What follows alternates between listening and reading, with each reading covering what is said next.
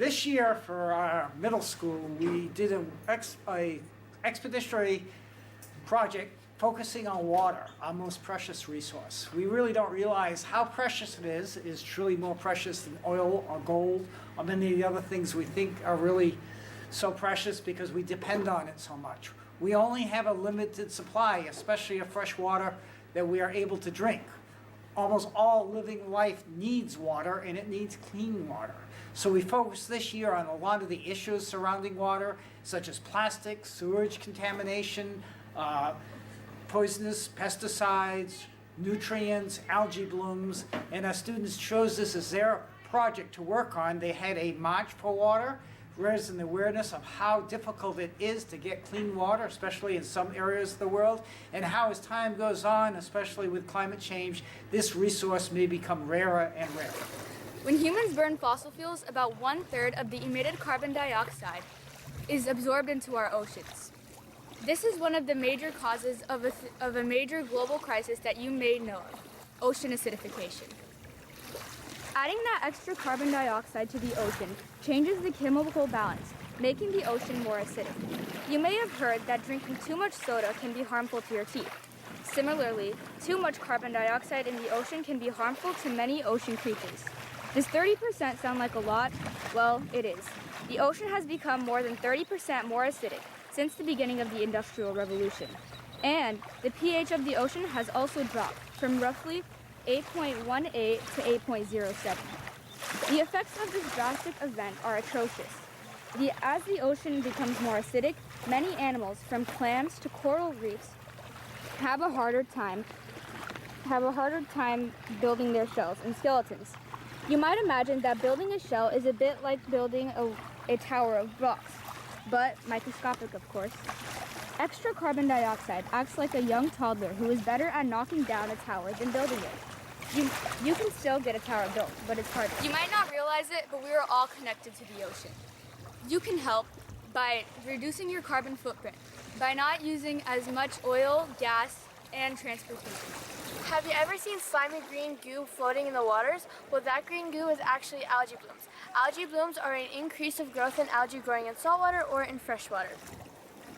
Algae blooms are a big threat to marine life. Algae blooms take up all the oxygen in the water and leaving marine animals with no air to breathe, sadly killing them. Well, not only that, but seagrass beds will not get the sunlight they need because the algae blooms are so thick that they block the sun coming towards them. Outrageously, algae blooms have caused dead zones off the coasts of Mississippi and Oregon. We care very little about the ocean and what happens to our ocean. We need to start working together to help prevent algae blooms from happening. And there's two ways to help. One, you can use less fertilizers, and the second is to use organic fertilizers. This will not harm the environment as much, and we will have pure water and safe lands. Pesticides and fertilizers are useful for many things. For example, the gardens or the flower beds by your home. However, they can be harmful in many ways. Be it pesticides, we've all used them to kill off some bugs, or to kill off some mice.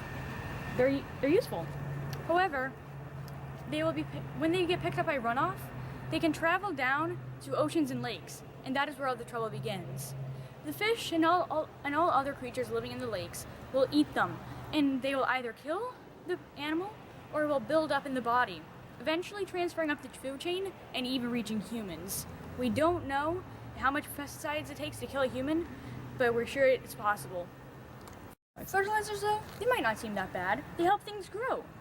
However, when fertilizers travel through runoff and get to lakes and oceans, they can be pretty harmful.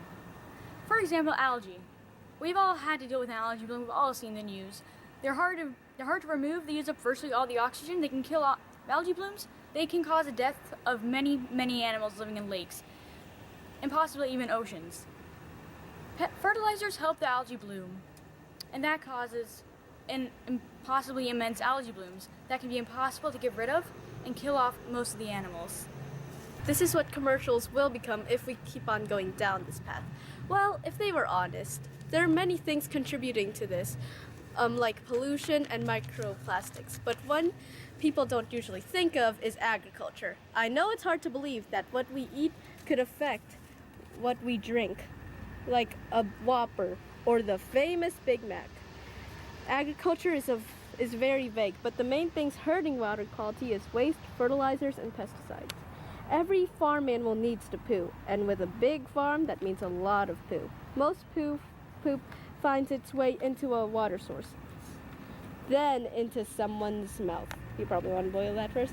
The other problem is fertilizers. The nutrients in fertilizers go into the water and ruin everything, like a younger sibling. The final problem is pesticides. Just like the others, it ends up in the water source and into somebody's body. And I don't think anyone wants a cup of cancer. We need to take care of our waters. We can't just go onto a rocket and destroy that planet yet. There are many pieces of plastic in the ocean. Did you know that there are over 25 trillion pieces of plastic in the ocean? Yeah. Plastic can be very harmful. Many animals die choking on plastic. Also, it pollutes our waters. Sometimes it will make us not swim. See? The water is very dirty. This can harm a lot of animals. Most animals die because of plastics. They choke on them, they think it's food, and they'll just eat them, and then they'll just die. This might look like a jellyfish to a sea turtle, and it might eat it, thinking it's food. The best way to describe microplastics is a type of plastic that is under 5 millimeters. These plastics are very harmful to the environment and our waters. Microplastics have caused many problems with many animals and habitats. When the French Institute did a experiment on microplastics and how they affect oysters, it caused many reproductive system problems, and there was less population of oysters. Also, it causes oysters to eat more and more algae, which is not good for their habitats, because it will cause less food for the animals.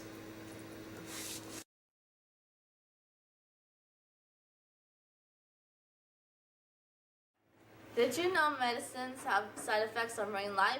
Shocking, right? You may not realize this, but when you flush medications down the drain, it goes out into the ocean and harms marine life. So we aren't exactly the only ones who have side effects from the medications. Fish have changed their behavior and eating habits, and not to mention their bodies have changed. They're consuming more food, therefore unbalancing their habitat. Think about this. When trout start to eat more aquatic insects, their food, they won't have a lot of insects left to eat, which will eventually kill them off. When the trout die, these smallmouth bass and various other fish and animals that eat trout start to die. It's a chain-link reaction causing a ripple throughout the whole entire food chain, which means humans are affected too. It's not over yet. When we flush the medications down the drain, it can also affect our water supply. Your water district manager may say that the water supply is perfectly clean and safe, but the reality is that there are no drinking water standards for these compounds. These are just some of the effects of not disposing medications properly, but enough of the bad news. Let's try to fix our mess. We can limit buying medications in bulks, take back in a drug take-back program, and we can stop flushing unused medications down the drain. Many pharmacies now have a kiosk where you can hand your medications into, and the pharmacy will make sure they are disposed of properly. If we work together, we can make the ocean a cleaner habitat and the world a better place. Do you know what's happening right now? Hundreds of gallons of sewage are going into our waters and the earth, so we have to clean up our act. So many lives are at stake because of the bacteria leaking all over the earth. But apparently most people don't seem to care what happens to it as long as us humans are surviving. Newsflash, people, we're running out of clean water because of sewage. We are just walking on a big ball of wasted land, practically swimming in our own excrement. And what do we think? More. We need to grow the economy. Well, in order to have an economy, we need to fix where we have it. Gallons of wastewater are seeping into the ground, and humans are contributing this by using the same useless method of getting rid of waste, by dumping it into our planet. All we have to do is make sewage treatment plants instead of ruining our waters and land, instead of ruining our one and only planet right now. Runoff occurs when there is more water than land can absorb. The excess liquids flow across the surface of the land and into nearby creeks, streams, and ponds. But when the water gets polluted due to human activities, the polluted runoff flows into all our resources and becomes contaminated. Infectious diseases can spread through contaminated water. For example, waterborne diseases account for the deaths of 3,575,000 people a year. That's equivalent to a jumbo jet crashing every hour, and a majority of these are children. Our future generations shouldn't have to struggle through our leftover mess. Now, many people know what climate change is and how it occurs, but although many don't know the effects of climate change, and sea level rise is one of them.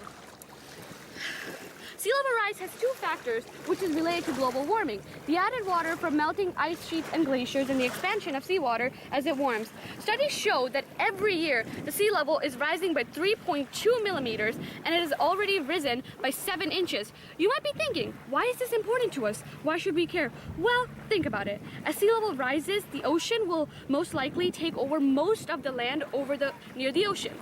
It is even proven that in 200 years, the Everglades will be sunken.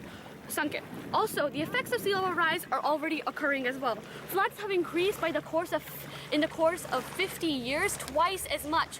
But although all hope seems lost, it is not. If we work together, we can save our planet, and it's our duty to protect this planet. So let's try to fix our mistakes. Water is a huge part of the natural world. It is very important for all living organisms and plants, including humans, but too much or too little of it could cause devastating effects. A drought is a period with below average precipitation, and a flood occurs when water overflows or inundates over land that's firmly dry. As the climate heats up, droughts are expected to become more frequent and severe in some locations. The effects of drought make it difficult to grow food crops. A prolonged drought could lead to a famine. In the Horn of Africa, the 1984-1985 famine led to a drought which killed over 750,000 people.